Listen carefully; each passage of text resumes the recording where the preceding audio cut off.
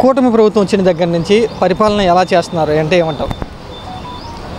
అబద్ధపు హామీలతో అధికారంలోకి వచ్చిన తర్వాత ఒక రాజకీయ నాయకులు ప్రజలను ఏ విధంగా మోసం చేస్తారో ఈ ఎన్నికల్లో నిరూపితమైందనమాట. వీళ్ళు ఏం చెప్పారండి? వీళ్ళు ఏం చెప్పారు? ఎన్నికల ముందు చిన్నపిల్లడు స్కూల్కి వెళ్ళిన దగ్గర నుంచి నేను ప్రతి ఇంట్లో నీకు 15,000 నీకు 15,000 ఎంతమంది పిల్లలు ఉంటే అంతమందికి 15,000 చొప్పున 18 సంవత్సరాల వరకే వచ్చే వరకు, అంటే ఇంటర్మీడియట్ సెకండ్ ఇయర్ అయ్యే వరకు కూడా ఇస్తామని చెప్పారు. దాని తర్వాత 18 సంవత్సరాలు నిండిన వాళ్ళకే ప్రతి ఒక్కళ్ళకే 59 సంవత్సరాలు ప్రతి ఒక్కళ్ళకే 18 సంవత్సరాలు దాటిన వాళ్ళకే నెలకు 15,000 చొప్పున 1,500 చొప్పున ఇస్తా అన్నారు. దాని తర్వాత 59 సంవత్సరాలు దాటిన వాళ్ళకే పింఛన్ ఇస్తా అన్నారు. ఈ కాకుండా ఉచితంగా ఇసుక ఇస్తానన్నారు. దాని వాలంటీర్లు మొత్తం ఎవరిని కూడా తీయకుండా ఒక్కొక్కరికి 10,000 రూపాయలు జీతం పెంచి ఇస్తానన్నారు. ఇవే కాకుండా 20 లక్షల ఉద్యోగాలు ఇస్తానన్నారు. ఒకవేళ ఉద్యోగాలు ఇవ్వకపోతే ఒక్కొక్కరికి 3,000 రూపాయలు నిరుద్యోగ భృతి ఇస్తానన్నారు. ఉచితంగా బస్సులు ఇస్తానన్నారు. ప్రతి సంవత్సరం 3 గ్యాస్ సిలిండర్లు ఫ్రీగా ఇస్తానన్నారు. ఒక్కటన్నా నెరవేర్చారా? ఒక్కటన్నా చంద్రబాబు నాయుడు నినాదం ఒక్కటే, ఖజానా ఖాళీ. ఆయన ప్రభుత్వంలో లేకపోతేనేమో ఆంధ్రప్రదేశ్ మొత్తాన్ని ఒక స్వర్గంలా చేస్తాను, సంపద సృష్టిస్తాను, సంపద సృష్టికర్త నేనని చెప్పేసి గొప్పలు ప్రగల్భాలు పలికే వీళ్ళు అధికారంలోకి వచ్చిన తర్వాత వీళ్ళ నినాదం ఒకటే, ఖజానా ఖాళీ. ఎందుకు ఇచ్చారు హామీలు? ఎందుకు ఇచ్చారు? ఎవరిని మోసం చేయడానికి ఇచ్చారు? జగన్మోహన్ రెడ్డి గారు ఎప్పుడో చెప్పారు, ఈ హామీలన్నీ అమలయ్యే హామీలు కాదు, మొత్తం ప్రజలు మోసపోవడానికి సిద్ధంగా ఉన్నారు, దయచేసి ప్రజలు నమ్మవద్దు, చంద్రబాబు నాయుడిని కూటమి సభ్యులను ఎవరు నమ్మవద్దు అని చెప్పి జగన్మోహన్ రెడ్డి గారు పదే చెప్పారు. కానీ ప్రజలు ఏమోలే చంద్రబాబు మారాడేమోలే అని చెప్పేసి మరొక్కసారి చంద్రబాబు నాయుడుకి అవకాశం ఇచ్చారు. కానీ చెప్పిన హామీలో ఏ ఒక్క హామీ అయినా నెరవేర్చారా? ఏ ఒక్క హామీ అయినా? నాదెండ్ల మనోహర్ అసెంబ్లీ సాక్షిగా ఏం చెప్పాడంటే 3 గ్యాస్ బండల గురించి మీ ఉద్దేశం ఏంటంటే మేము ఇవ్వము ఈ సంవత్సరం అని తెగే చెప్పాడు. నారా లోకేష్ ఏం చెప్పాడు? అమ్మ గురించి రోడ్ మ్యాప్ వేయాలంట. ఎందుకు రోడ్ మ్యాప్? డేటా నీకు ఏం కావాలి? ఏ కార్యకర్తలు అడిగి చెప్తాడు డేటా, ఏ సచివాలయ ఉద్యోగం అడిగినా చెప్తాడు డేటా. ఇవన్నీ ఏం లేదు, మొత్తం తప్పించుకోవడానికి కప్పదాటు వ్యవహారం. మొత్తం ప్రభుత్వం పారిపోయింది, కూటమి ప్రభుత్వం పారిపోయింది. ప్రజల దృష్టిలో ఈ ప్రభుత్వం అబాస్పాలు అయిపోయింది అన్నమాట. జగన్ గారు 5 సంవత్సరాల నుండి రాష్ట్రాన్ని అప్పులు పాలు చేశారు, అందుకని ఇబ్బందిగా ఉంది, పథకాలు కొంచెం ఆలోచన చేస్తున్నాం, సూపర్ సిక్స్ని చూస్తే నాకు భయం వేస్తుందని చంద్రబాబు గారు చెప్తున్న మాట. మరి సిగ్గుండాలి, ఇలాంటి మాటలు చెప్పడానికి కొంచెం సిగ్గుసేరం ఉండాలి. నేను 30 సంవత్సరాలు 40 సంవత్సరాలు రాజకీయాల్లో ఉన్నాను, 14 సంవత్సరాలు సీఎంగా చేశాను, కేంద్రంలో చక్రం తిప్పుతాననే ప్రగల్భాలు పలికే ఈ చంద్రబాబు నాయుడు అలాంటి మాటలు చెప్పడం సిగ్గుండాలి. 10 లక్షల కోట్ల రూపాయలు అప్పు చేశాడు, 14 లక్షల రూపాయలు అప్పు చేశాడు జగన్మోహన్ రెడ్డి అని చెప్పాడు. నిన్న కేంద్రం చెప్పిందిగా, పార్లమెంట్ సాక్షిగా కేంద్రం చెప్పింది కదా. ఇంకా మీ కళ్ళు ఏమైనా పోయినాయా? దయచేసి మీరు ఇలాంటి చంద్రబాబు నాయుడు దిగిపోయే టయానికి వైఎస్ జగన్మోహన్ రెడ్డి గారి దగ్గర ఉన్న ఖజానా 100 కోట్లు. మొన్న జగన్మోహన్ రెడ్డి గారు దిగిపోయే నాటికి చంద్రబాబు నాయుడు జగన్మోహన్ రెడ్డి గారు చెప్పింది 6,000 కోట్లు. చాలదా?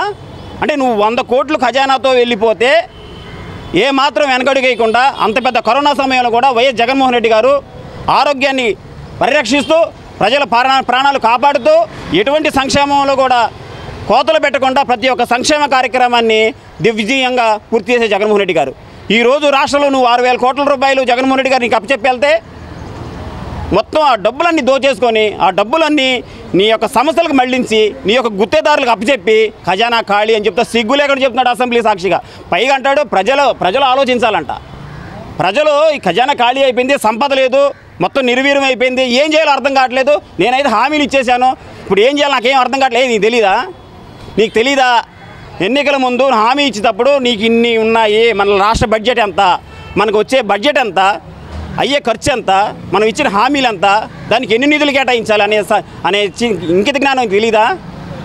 అంత సబ్జెక్ట్ లేనాడు నువ్వు చెప్పుకుంటావు కదా. నేను రాజకీయాల్లో 40 సంవత్సరాల అనుభవం ఉంది, నాకు 14 సంవత్సరాలు సీఎంగా చేశాను, కేంద్రంలో చక్రం తిప్పుతానని చెప్తావు కదా. ఏమైపోయింది? దీన్ని బట్టి ఒకటే అర్థం చేసుకోవాలి రాష్ట్ర ప్రజలందరూ, ప్రతి ఒక్కళ్ళు ఒకటే అర్థం చేసుకోవాలి.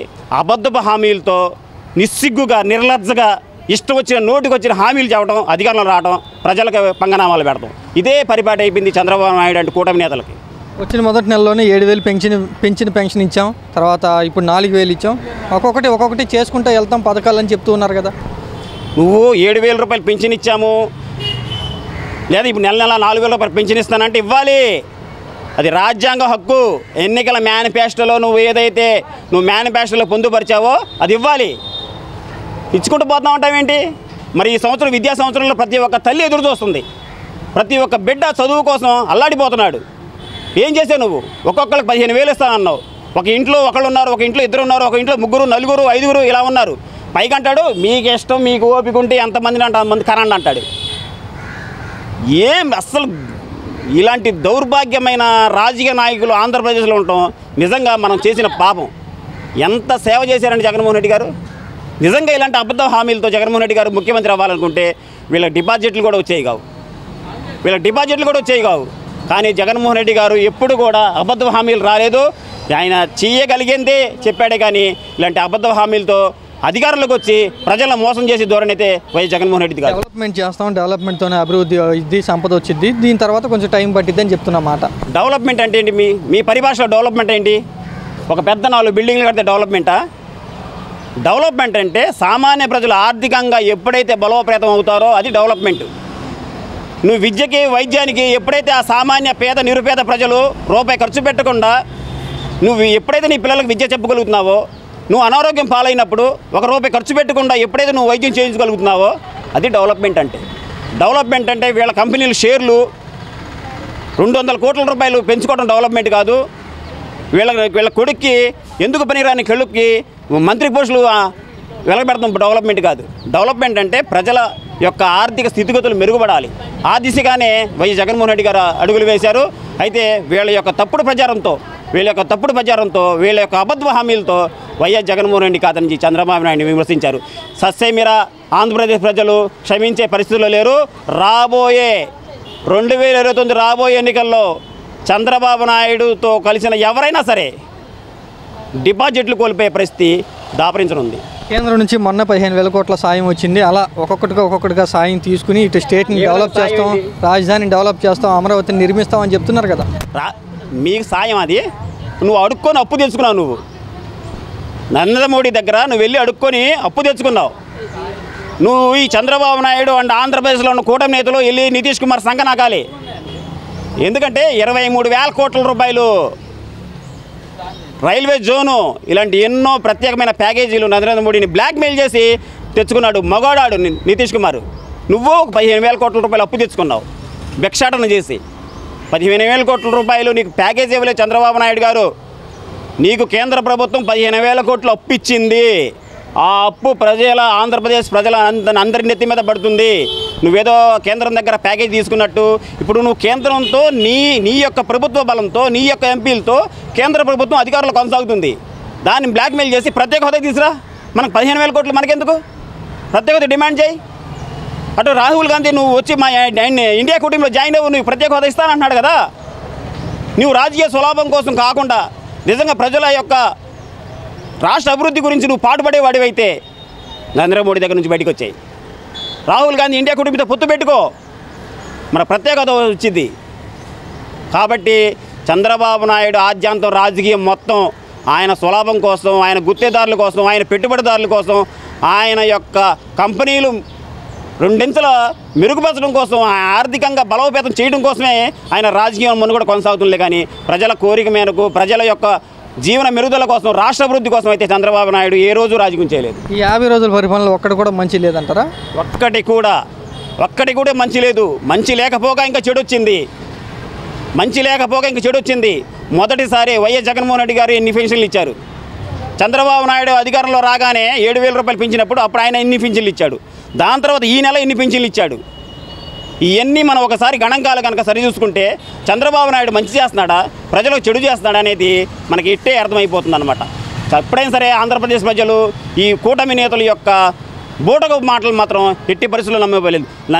నంద్యాల జిల్లాలో ఒక పాపని 8 సంవత్సరాల పాపనే అతి దారుణంగా, కిరాతకంగా 8 సంవత్సరాల స్కూల్కి వెళ్ళే పాపని అత్యాచారం చేసి చంపేసి ఆ శవాన్ని ఇప్పుడు కూడా కనపడనీయకుండా చేశారు. నువ్వు వెళ్ళి ఆ తల్లిదండ్రులను ఏ రోజైనా పరామర్శించావా? చచ్చిపోయిన పిల్ల ఎలాగో తిరిగి రాదు. నువ్వు వెళ్ళి ఆ తల్లిదండ్రులను పరామర్శించి, అమ్మ జరిగిన తప్పు అయిపోయింది, నీకు జరిగిన నష్టాన్ని ఆ దేవుడు కూడా భరించలేడు, మీకు మేము అండగా ఉంటామని చెప్పేసి ఈ పవన్ కళ్యాణ్ కానీ, ఈ చంద్రబాబు నాయుడు కానీ ఏ రోజైనా సరే ఆ తల్లిదండ్రులు పరామర్శించారా? ఈ హోమ్ మినిస్టర్ అనిత మంగళపూడి అనిత అయినా పరామర్శించింది. ఒక మహిళ కదా, అక్కడ చనిపోయింది ఒక చిన్నారి కదా, కొంచెం కూడా మీకు జాలిదానం లేదా? అంటే అది వీళ్ళు ఎంత కాడికి అధికార దర్పం, అధికారం యొక్క మదంతో వీళ్ళ కళ్ళు మూసుకొని పోతున్నాయి తప్ప ప్రజల యొక్క యోగక్షేమాలు, ప్రజల యొక్క జీవన శైలి వీళ్ళకి అక్కర్లేదు.